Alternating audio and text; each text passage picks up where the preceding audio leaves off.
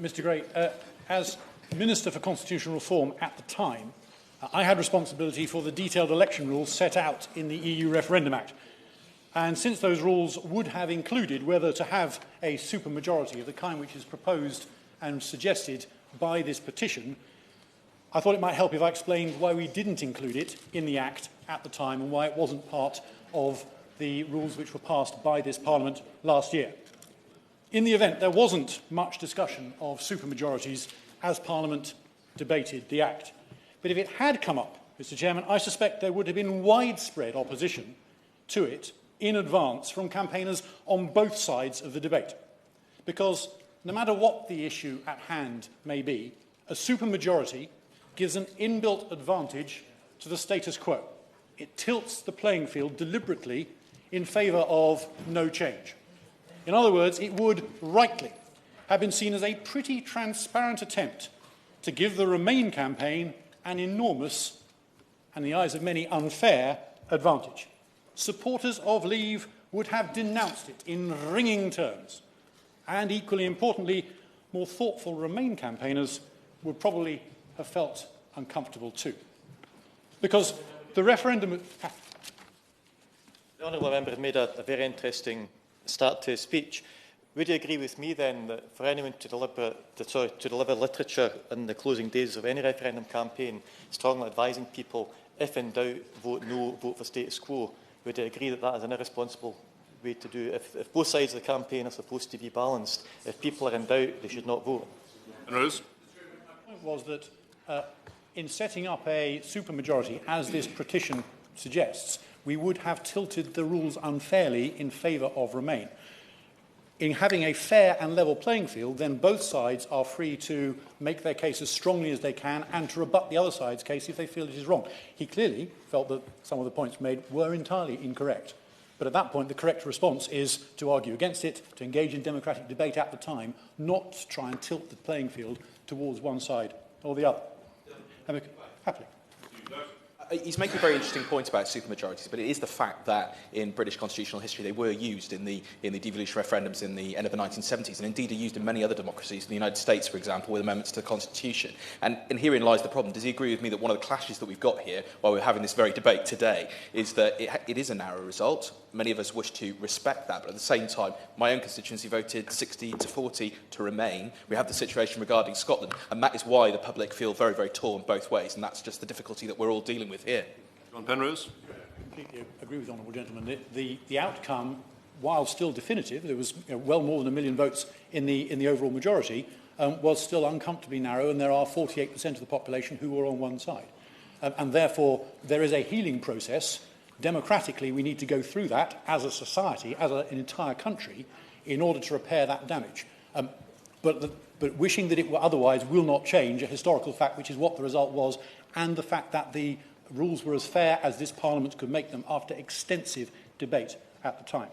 Because, Mr. Gray, the referendum with these rules was intended to put the question of our EU membership to rest once and for all.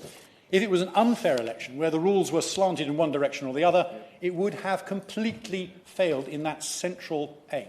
Far from drawing a line under the issue forever, we would have faced a never-ender, both sides banging on about Europe for decades and decades in future.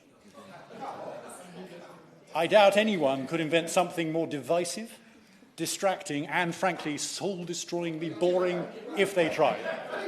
I've happily... what a choice. I thank the honourable gentleman for giving way. Does he think that the outcome of this referendum ensures that they won't be banging on about Europe for the next 5-10 years? On Penrose. Mr. Gray, I will merely respond by saying that I hope that the period of banging on about Europe will be much shorter now than it would be if we had more referendums about it in future. I think the honourable gentleman... there are two minds with but a single thought, clearly. So the danger of a supermajority is that it will be seen as a coded attempt by disappointed pro-Europeans to rerun the original referendum because they didn't like the result.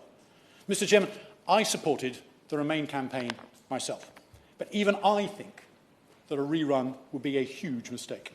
Because whichever side we were on at the time, I hope that we are all of us here, Democrats first, last and always.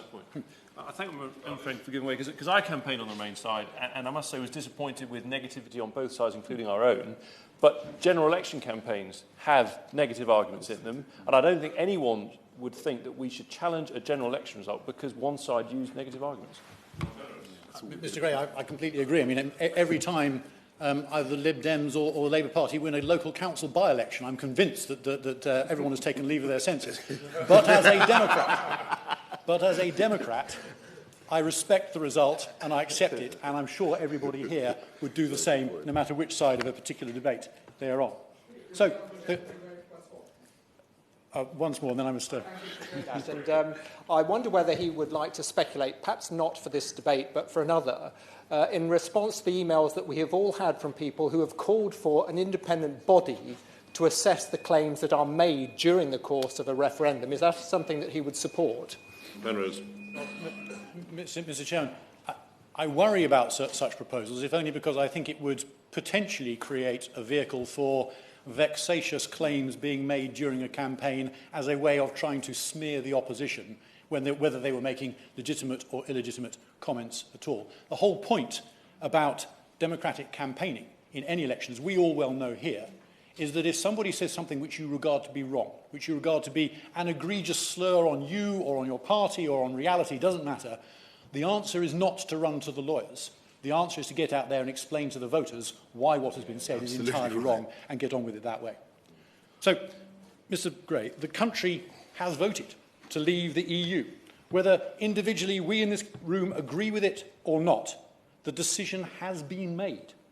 If we now decide that we won't leave after all and will hold another referendum instead, the outrage at an out-of-touch political class, deaf to the desires of the people who elected them, will be absolutely shattering. Will my honourable friend give way on this point? I mean, this is precisely the assumption that I think many Remainers have, or certainly at the beginning, was that they would somehow win the second referendum. All the evidence I see, and certainly in my constituency, suggests that there would be a resounding defeat, actually, for the Remainers, if indeed we were to go down that route. Well, Mr. Gray, at a time when, with isolated exceptions, notable exceptions, both in the Scottish independence referendum, but also in other votes around the country as well, at a time when we are suffering as a democracy from declining turnout, from decline of voter registration, I think that we all need to ask ourselves why part of the backing for the Leave campaign was this cry of frustration at our democracy. And I can think of nothing more dangerous, nothing more corrosive, if we in this place say that we are not listening and we stick our fingers in our ears and refuse to honour the decisive decision, the decisive verdict which has been rendered unto us, whatever side we started off the referendum campaign on. So, if we were to do that, very briefly, then I must finish my remarks. I want to make... The remarks that he's making about the dreadful finality of this result, could they not equally have been made then about the referendum that was held in 1975 to go in to the European community? Penrose.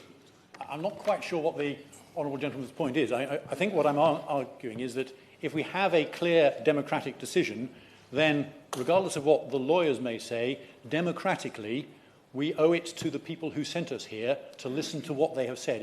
It's a very simple point, and I just worry that some people who are disappointed, understandably, I was on the same side, are trying to find reasons to comfort themselves to ignore this, and I don't think that we can.